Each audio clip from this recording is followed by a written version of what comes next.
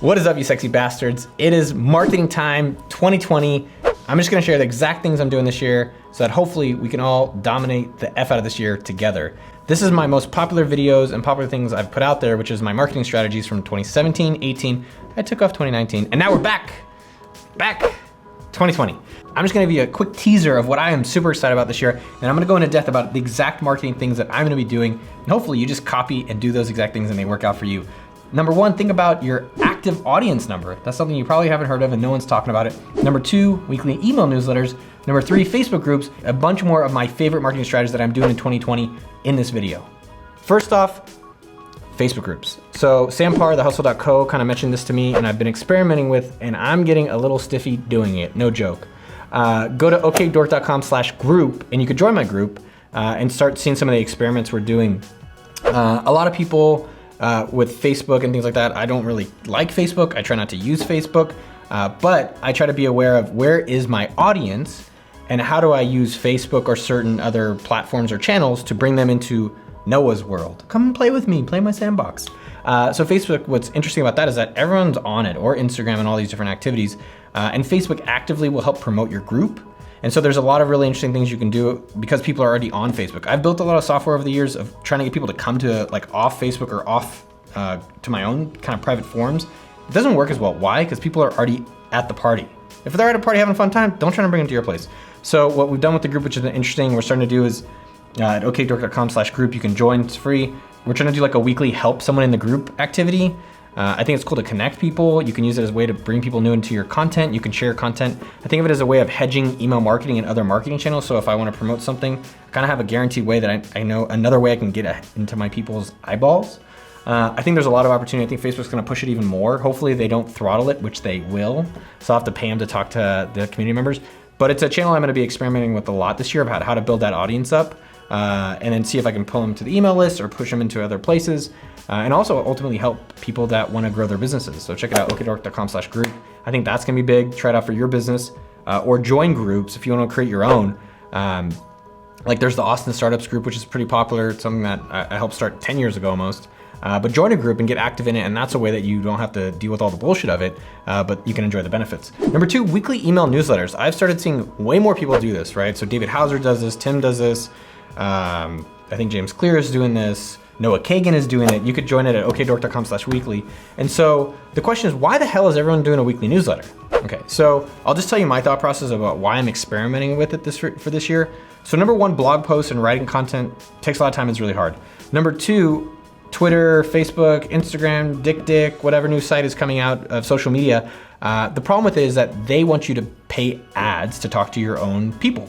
Right? They give you, on one hand, they give you an audience because they expose you, but then they say, well, you like it? You like that? All right, pay up to actually talk to your people. So email, for the most part, is the best way to communicate to a large audience.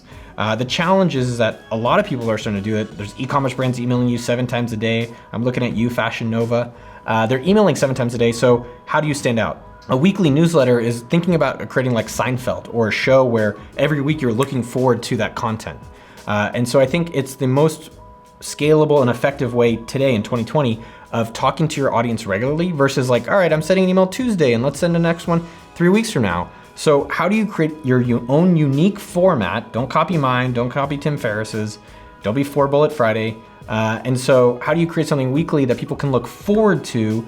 It's a way that you can actually create consistency that your audience wants to hear from you and is more likely to do things. And then secondly, figure out your own unique angle.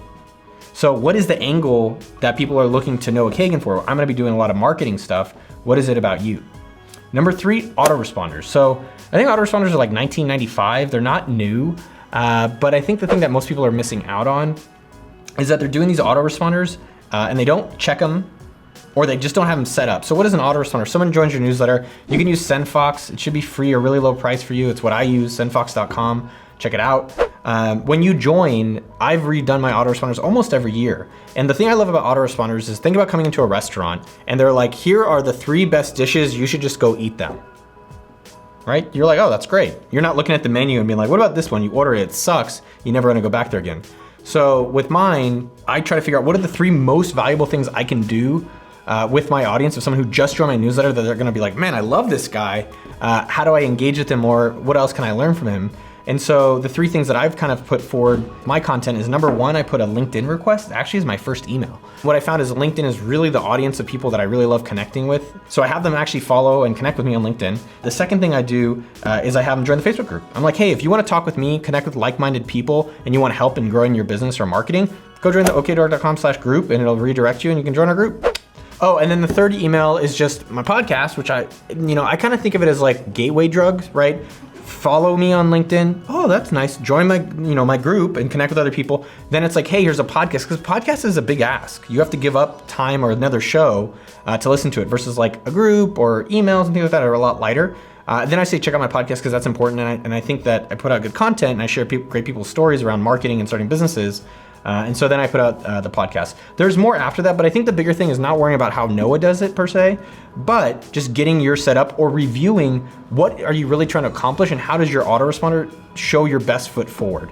Whatever business you have, if you're e-commerce, if you're SaaS, if you're info marketer, every single business, even a service-based business, should have some type of autoresponder. If you're a service business, let's say you're cleaning, you should have a thing where every 6 months it just auto emails them like, hey, can I come clean?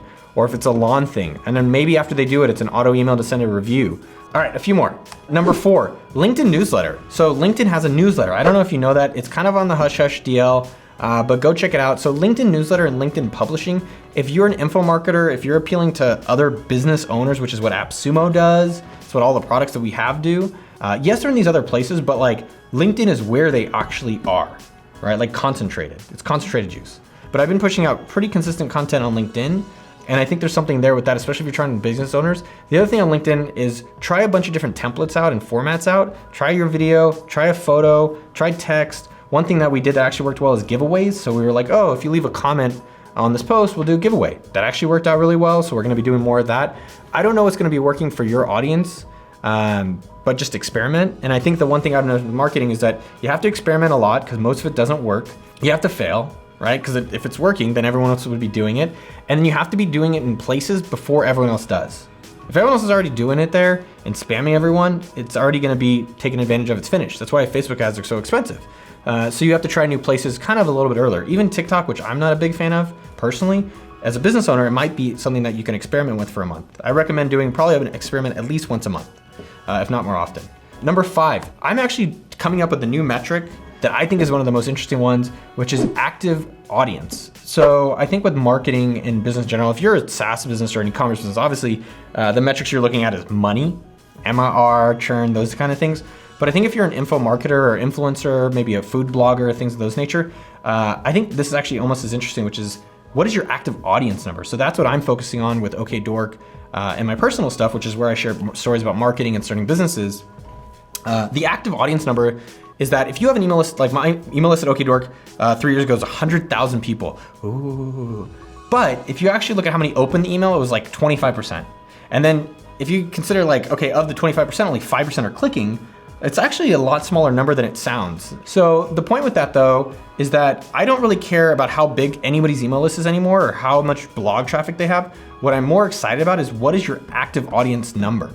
So what I consider active audience is anyone in past 3 months who's opened and or clicked. And so within SendFox, we're starting to move our tool to be more of an audience number, not just I have an email list, it's all these people, but guess what, only 25% are doing something. So I think that's something I would consider in your business as well, is instead of the ego or the vanity numbers, what are the core numbers? So active audience number is something I would highly encourage. How do you focus on that, which is, kind of coming back to number 2, which is the weekly email newsletter. How do I keep my active audience number up while I communicate with them or reactivate them and send them amazing things they're looking forward to so that they stay active?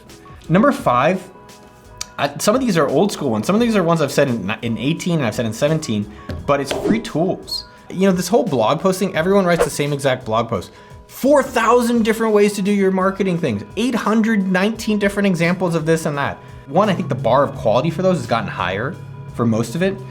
In at least the online marketing areas, the opportunity is free tools. So we built a lot of King Sumo is free to use. We're making more of our other tools free to use. Sumo.com is free to use for email capture. MeetFam is free to use for Shopify email marketing. How do you use free tools that are not maybe your core business or make your core business a freemium product, but how can you build more free tools that are lead gen into your product? That instead of reading the blog post, create a tool that does what the blog is talking about and that could drive it into your audience. That is a harder thing for people to copy.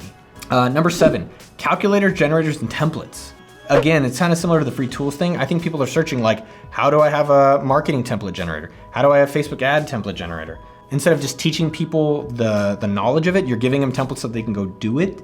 I know my friend Ruben does this at bidsketch.com and docsketch.com. He gives away a lot of templates to get people into using his DocSketch and using them for document signing, which is what we use at AppSumo. So consider it. Like, can you build on calculators? Can you build generators? Can you build templates? I know Neville, my good buddy at copywritingcourse.com with 2 Ks. He has a lot of templates and generators, which has done really well for him. Something you should think about for yourself. And then lastly, offline events. So this is number 9. I was talking to this coffee guy from Texas Coffee Traders, and I was like, man, what's your Shopify store? How's your online sales? How's that going? He's like, man, I just do offline. And I was like, what are you talking about? He's like, dude, everyone's competing online. He's like, I don't know the online thing, but I know this offline stuff a lot better, and I know I have relationships. It's easier for me to win. And so that's something that I want you to be thinking about in your own business, which is what can you be doing offline? Because sometimes maybe you can do meetups, maybe you can host coffee meetups, maybe you can host free trainings, maybe you can go around the country doing little events or medium events or large events. But I think if everyone's focused on spending on Facebook ads and writing a blog post and doing all the online stuff, maybe do some of the manual stuff that's harder to copy. I talked to the guys at MCT Co or MCT Bars, which I really enjoy. And they're like, yeah, man, we've hired 80 people to go into stores and just give out free samples of our bars. That's a lot harder to do than just go buy some Facebook ads, which is what I'm sure their competitors are doing on the bar game. And I'm gonna throw in a bonus one. I wasn't even gonna plan it, but the 2020 marketing opportunity that I'm interested in, if you're a physical product, I would test out Facebook Marketplace. I think there's like 400 million people who've transacted on it, something like that in 2019, which is bonkers. I think Facebook is gonna put more effort onto it. I think it could be a big revenue driver for them when they'll start charging. But especially early on, if you're selling like, not maybe water, but t-shirts or shoes or parts of products or physical products, there's no cost. So I think it's definitely worth it to try to put it on different platforms that have your audience. So I'll throw that up on Facebook Marketplace. Bonus number two is marketing automation, which when people always say it, or companies, I guess everyone's doing the automation, I'm like, what are y'all really doing? But I think some of the next generation of software, Meet Fam is one of the products we've created. If you're on Shopify, I'd recommend it, it's free to use, is how do you just do the work for me? So we talked about templates, we talked about generators, we talked about calculators and things of that sort. Instead of you giving me a template, how do you actually just create it for me? So like Meet Fam, for instance, you give us your Shopify and your Instagram, and we create your entire email marketing for you for free. And so the question for me is like, what other tools can replace people and software costs, and then ultimately just make those things free for you or very low cost providers? How do you automatically create my Facebook ads? How do you create my Instagram posts? How do you create my social media? How do you potentially even create my blog posts? I know there's some software out there that's starting to be able to write articles. Those are my best marketing strategies of 2020. I hope they work out for you. Leave a comment, or if you've tried something else out that I haven't experimented with, I'd love to see it or hear about it. Thank you. What is up, y'all? It's the year 2020. We're about to fuck shit up. Is it recording? Yeah. Oh, we don't have foul words in my world. Choking on your own brain. I know. Choking on my brain, that's good.